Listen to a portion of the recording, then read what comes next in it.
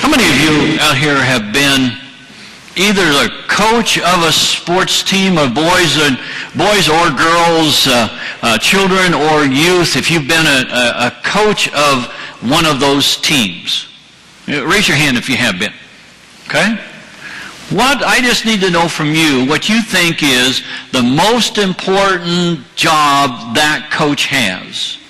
What is the most important job that the coach has for a sports team or for a children's team like this? And it could be sports, it could be speech, it could be drama, it could be debate. I mean, anything that there is to do with a small team like that. What is the most important thing that that coach is supposed to do?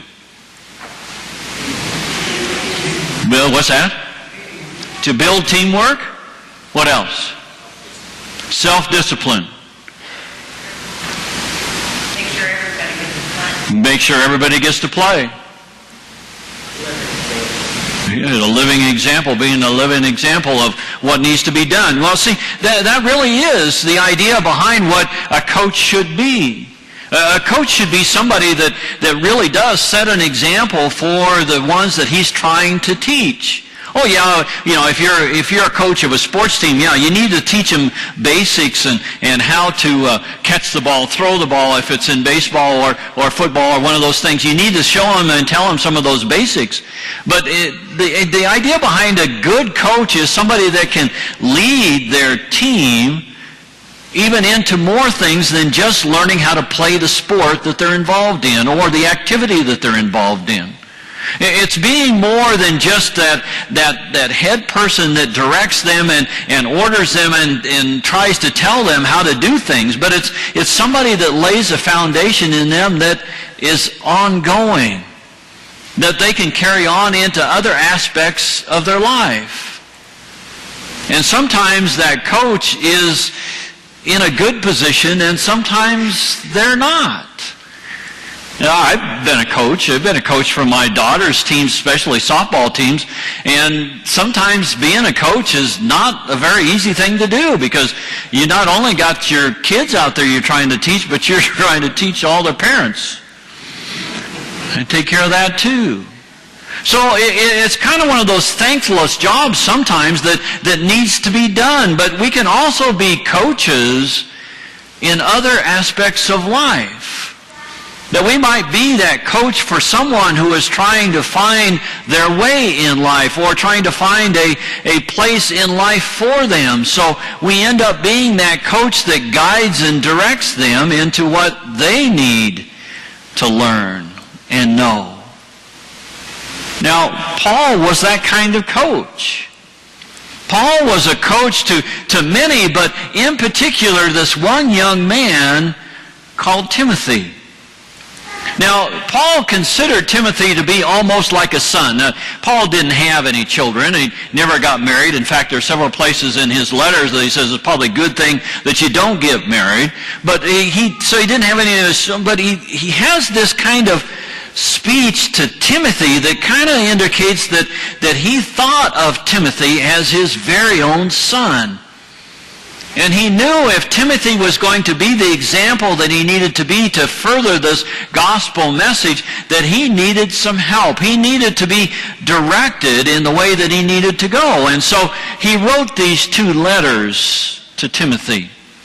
We had heard part of it in Timothy, 1 Timothy, the last 2 or 3 weeks. I think I've been reading parts of it and having you hear parts of it and even talking about what Paul was trying to say. But in that first letter to Timothy, he was giving more of the instructions of what it meant to be a good pastor or a good leader. Here, in the second letter to Timothy, we hear the personal side of what Paul wants him to learn and understand. And that's why I picked this particular title of Put Me In, Coach, because if we hear those words as Timothy heard them, we would be encouraged to say, okay, Lord, here I am, use me. Put me to where you want me to be. Have me do what you want me to do. Guide and direct me. But I'm going to need a lot of guidance. And maybe that's what Timothy told Paul. Maybe Timothy came back to Paul and said, okay, I'll do what you asked me to do, and I will do my best, but you need to show me and tell me what I need to do to be this good disciple, this good leader that you're expecting me to be. Okay? And so he was looking for some kind of guidance. Now, many of you, and I know that have done it, and understood and watched sporting events from the balcony, basically, watching it on television and everything. And I just love watching Nebraska football. I especially liked watching Nebraska football when Tom Osborne was on the sidelines, because he was so calm and collected. It just didn't seem. Every once in a while, I wanted him to get mad because something was going wrong, and he just wouldn't do it. He had the example, and then comes along Bo Pelini, and he's the other way. He gets a little bit upset almost every play. But this year he is doing better. We'll have to admit that he is doing better, much better this year. But we could consider ourselves to be, Monday morning or couch coaches, because we think we know best it needs to be done, what play needs to be done, and everything like that. But we do that. Can we do that in life too? Can we actually be a coach for somebody and actually steer them, or think we got them going in the right direction and then not so much? Paul wants Timothy to go in the right direction. So he tries to give him the best advice that he possibly can to live out the goal that God has called him to be. And if we're listening with Timothy ears this morning, God is speaking to us also, that we might reach our full potential, that we might be able to use all of our God-given skills, just as those young college men on the football field, or those young college women on the volleyball court, at least during this particular season, that they might be able to hear the coach's words and do the best that they can possibly do, use the skills that God has given them for enjoyment and for the team. Paul apparently had met Timothy as a young man and was instrumental in Timothy's upbringing and nurturing, and you can just hear it in his words that he really wants Timothy to do well. He says, Timothy, I've been praying for you. Every day I pray for you.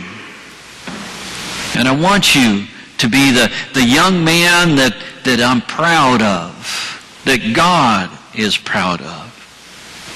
Now, there are some of those experts out there that know a heck of a lot more than what I do when they analyze these letters as far as ones that Paul wrote. And there is some skepticism as to whether Paul wrote all of these letters, especially these two letters to Timothy and maybe the letter to Titus. At least the first letter of Timothy and the letter to Titus may not have been written by Paul, but they certainly were influenced by Paul. But this second letter is so personal that almost every expert that has looked at it has come around with the idea that this letter must have been written personally by Paul. The others could have been disciples of Paul or those who are following him. Paul may have dictated that letter, but he didn't actually write it. But this one, they're sure he did. And that's important to us, because as we listen to these words that Paul is writing, we can hear the enthusiasm in his voice. We can hear the dedication in his voice, and the willingness and the desire that he has for Timothy to do good and to follow what God has asked him to do. That he has invested in Timothy's calling and ministry, that he's invested in what Timothy is trying to do. And the same goes for us even here today. Now, his story was well known to Timothy. We begin to understand that in that he knew that Paul once was against those that were following Christ, that he was persecuting them, and he had this conversion on the road to Damascus. And from that point on, then he was a soldier for Christ. He was pushing and encouraging the people to come to Christ in a better understanding. And he created churches and groups of people all around in the area around the Mediterranean Sea. to really come to an understanding of who God was and who Christ was, and to become that